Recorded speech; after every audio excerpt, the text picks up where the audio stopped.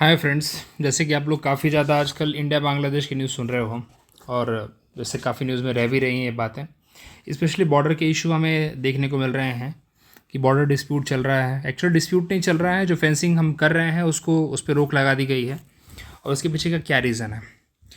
क्योंकि हमारा जो बॉर्डर है बहुत ही पोरस है, उसको बीएसएफ गार्ड करती है, लेकिन इतने वहाँ पे पॉइंट्स है जहाँ से इजीली इन्फिल्ट्रेशन होता है। आपको भी पता है बात है कि बांग्लादेश से इजीली कितने बांग्लादेशी आराम से इंडिया में आते हैं जाते हैं, लाइक लोकल की तरफ। बिकॉज फर्स्ट ऑफ ऑल वो ना आप फिगर आउट नहीं कर पाओगे कि वेदर दे आर बांग्लादेशी और द वो हमारे बंगाल के हैं।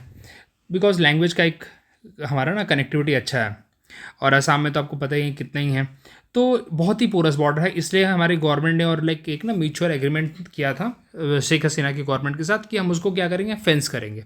दोनों साइड से था, उसमें कोई प्रॉब्लम नहीं है। तो उसमें 3,271 किलोमीटर बॉर्डर फेंस हो भी चुका है। लेकिन अब जो 885 किलोमीटर का जो अनफेंस बॉर्डर है उसके ऊपर फेंसिंग का काम हो रहा है। पर्पस देखिए वही है, इलीगल इमिग्रेशन। करेक्ट। वहाँ से यहाँ पे आ जाते हैं, यहाँ से वहाँ भी जाते हैं, ऐसा नहीं बोलूँगा मैं। ओके। और सबसे बड़ा स्मगलिंग कैटल का जो होता है, ड्रग्स का होता है, और बाकी चीज़ों का भी होता है। ओके। गोल्ड का होता है। तो ये सब जो drugs, sorry special drugs, gold और बेसिकली स्मगलिंग को रोकने का पर्पस, ठीक है, जिससे कि हम अगर फेंस कर देंगे तो इसलिए फेंसिंग करना इंपॉर्टेंट पार्ट था। और सबसे बड़ी बात है टेरर एक्टिविटी को कर्व करने के लिए, बिकॉज इसके थ्रू बहुत ज़्यादा स्लीपर सेल इंडिया में आ रहे थे और आते हैं। ओके। बिकॉज पाकिस्तान के बॉर्डर पे तो चलो हम देखते हैं, जब वहाँ से एंट्री लेते हैं तो ये तो बहुत ही पोरस बॉर्डर है। ओके। इसलिए आपको पता होगा कि म्यांमार का जो पूरा बॉर्डर है, 1600 किलोमीटर का जो बॉर्डर है, उसको हमारे होम मिनिस्टर ने बोला है कि पूरा उसको फेंस करना है। ओके। अदरवाइज पहले नहीं था, पहले वो भी ओपन था बहुत जगह पे, लेकिन हमने बोला कि पूरी तरह उसको फेंस करना है। तो definitely there must be some reason, क्योंकि यहाँ पे स्लीपर सेल हमारे यहाँ पे आ रहे हैं, ड्रग्स की स्मगलिंग हो रही है स्पेशली, तो उन सब चीज़ों को रोकना है। यहाँ पे बांग्लादेश के साथ भी हमारा वही चल रहा था। लेकिन फिर प्रॉब्लम कहाँ पे आती है? प्रॉब्लम आती है जब न्यू गवर्नमेंट आती है, new interim government. New government नहीं बोलना चाहिए, इट्स अ इंटरिम गवर्नमेंट। तो जो न्यू गवर्नमेंट है, पहली बात है कि वो बहुत ही ज़्यादा एंटी इंडिया है। ओके। ये सबसे बड़ी प्रॉब्लम है कि दे आर एंटी इंडिया। और उसकी वजह से जितने भी डिसीजन शेख हसीना गवर्नमेंट ने towards in the favour of India, और लाइक जो डिसीजंस हमारे बायलेटरल रिलेशंस को इम्प्रूव करने के लिए लिए थे, वो सब इन्होंने अपोज किया। सब अभी रिवर्स कर रहे हैं, यही सब काम यहाँ पे चल रहा है। उसी में से एक है कि बॉर्डर पे जो फेंसिंग हो रही थी उस पर रोक लगाना। जो बॉर्डर सिक्योरिटी फोर्स हमारी इंडिया की तरफ से है वो काम कर रहे थे। अब देखते हैं इसमें कौन इन्वॉल्व है, ये हमें जानना बहुत ज़रूरी है। पहला है जमाती इस्लामी पार्टी, उनकी साइड से, बिकॉज उनका बहुत ज़्यादा इन्फ्लुएंस है बॉर्डर एरिया में। और उसकी वजह से क्यों है ये जानना बहुत ज़रूरी है, बिकॉज पहले अपने आप में ना इसको लेजिटिमेसी नहीं दी गई थी। जब ये न्यू गवर्नमेंट आई है उन्होंने इसको लेजिटिमेसी दे रखी है, और इनका यहाँ पे पर्पज़ है इलीगल क्रॉस बॉर्डर एक्टिविटीज़ करने का। यही इनका सोर्स ऑफ इनकम है। और उन्हें जब पता है कि जब बॉर्डर पे फेंसिंग हो जाएगी तो फिर इलीगल एक्टिविटी कहाँ से होगी। और कुछ जो 5 एरिया है यहाँ पे, चपाई नवाबगंज, नावगांव, लाल मुनिहरात एंड 3 बीघा कॉरिडोर, ये कुछ एरियाज़ हैं जहाँ पे रोक लगाई गई है। और जहाँ से ऐसा जब इस फेंसिंग हो रही थी और जब बीएसएफ और जो उनके साइड से जो बॉर्डर गार्ड बांग्लादेश है, उन दोनों के बीच में जब तनातनी हुई तो बहुत टाइम पे उस टाइम पे ऐसा देखा गया कि बहुत सारे जो लोकल्स थे they were also carrying the guns, because जो लोकल्स थे वहाँ पे they were sponsored by the Jamaat Islami party. Okay.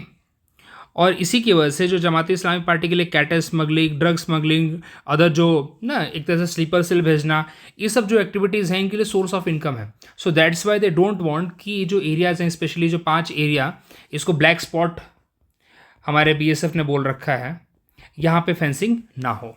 ये वन ऑफ द रीज़न है यहाँ पे। और एक और इसके पीछे जो रीज़न है जो सामने आया है, वो रीज़न है आईएसआई का। अब बोलोगे आईएसआई का क्या रिलेशन है? अब देखिए, जैसे शेख हसीना की गवर्नमेंट गई है उसके बाद बहुत ज़्यादा जो बांग्लादेश की इंटरिम गवर्नमेंट है, इट्स अ प्रो पाकिस्तान। और पाकिस्तान स्पेशली हमेशा चाहता है कि इंडिया में स्लीपर सेल भेजा जाए, इंडिया को एक तरह से मतलब डिस्टेबलाइज किया जाए। तो उसी तरीके से यहाँ पे आईएसआई का भी बैकिंग है। आईएसआई नहीं चाहता है कि जो बॉर्डर क्रॉस बॉर्डर स्मगलिंग है वो रुके, इलीगल एक्टिविटीज़ रुके, स्लीपर सेल का भेजा जाना रुके।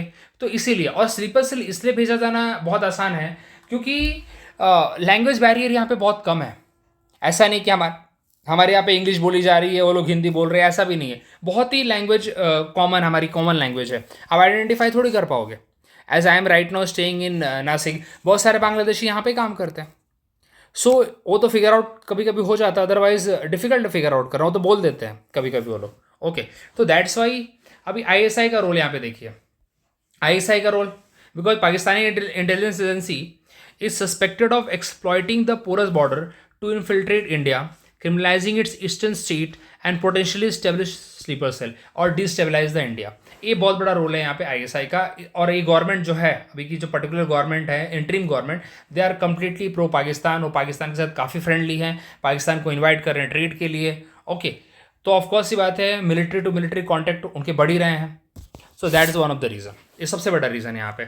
साथ ही साथ बहुत ज़्यादा जो टेररिस्ट एक्टिविटीज़ हैं, बांग्लादेश के जो टेररिस्ट लीडर्स थे जिनको जेल में डाला गया था by the Sheikh Hasina government, उनको इस गवर्नमेंट ने रिलीज़ कर दिया है। जैसे देखिए, the open border could serve as a contact for the terrorist organization such as Jamaat ul Mujahideen Bangladesh, इसके लीडर को रिलीज़ किया गया है। अंसारुल्लाह बंगला, इसको उन्होंने लेजिटिमाइट किया है।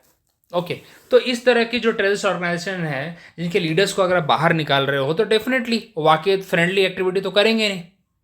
ओके, तो ये जो 5 जगह पे अभी जो फेंसिंग रुकी हुई है, ये हमारे लिए एक सच में ब्लैक स्पॉट है, क्योंकि this will going to harm us, simple as that. So that's why ये काफ़ी इंपॉर्टेंट टाइम है कि हमारे रिलेशन में, कि बॉर्डर के जो एक 5 पॉइंट हैं जिसको हम लोग क्लेरिफाई करें, इसके ऊपर इजीली अब काम किया जाए। क्योंकि अगर आपने सुना होगा कि उन्होंने, बांग्लादेश ने हमारे जो एनवॉय हैं उसको वहाँ पे समॉन किया था, फिर हमने उनके एनवॉय को यहाँ पे समॉन किया, तो उसकी वजह से हमारे जो डिप्लोमेटिक रिलेशन है बहुत ज़्यादा ख़राब हो रहे हैं। ओके, और it's a very high time कि जिस टाइम पे हम लोग अपने रीजनल स्टेबिलिटी को बना के रखें, बॉर्डर को कंटेन करके रखें। और आई थिंक सबसे बड़ा स्टेप तो वही होगा कि जो 855 किलोमीटर है इसको फेंस कर दिया जाए, अदरवाइज इन फ्यूचर ये हार्म ही करने वाला है हमें। बिकॉज देखिए, इलीगल इमिग्रेशन, स्मगलिंग, इन्फिल्ट्रेशन, ये सब चीज़ें होने वाली हैं फिर।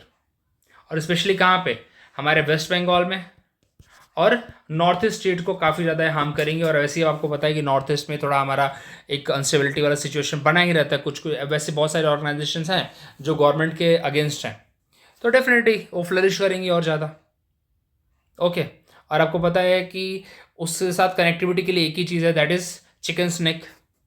तो हमारे लिए वो जो नॉर्थ ईस्ट वाला रीजन होता है, बांग्लादेश में अगर इंस्टेबिलिटी है तो नॉर्थ ईस्ट वाला रीजन हमारे लिए बहुत ज़्यादा इंपॉर्टेंट हो जाता है। और वहाँ पे हमारे जो इंटेलिजेंस एजेंसीज हैं उसका ज़रूर ध्यान होगा कि उस एरिया को एक तरह से ना कर्व करके रखा जाए, कंट्रोल करके रखा जाए। सो यही इसके पीछे पूरा एनालिसिस है, क्योंकि इसके एक्सपेक्ट काफ़ी अलग है।